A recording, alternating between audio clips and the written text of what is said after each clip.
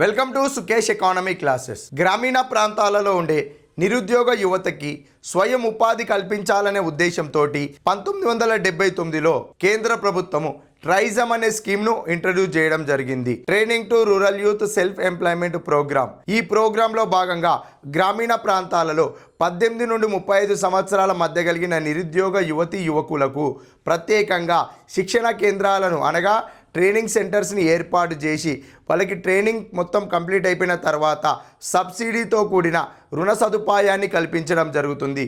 ఆ సబ్సిడీకి రుణాలను తెచ్చుకొని వాళ్ళు శిక్షణ తీసుకున్న ఆ నైపుణ్యానికి తగ్గట్టు స్వయం ఉపాధిని వాళ్ళే కల్పించుకోవడం జరుగుతుంది.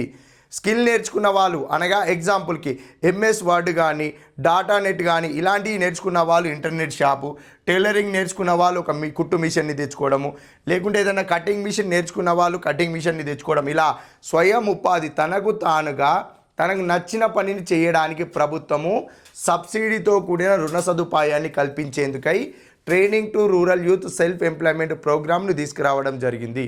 Thank you.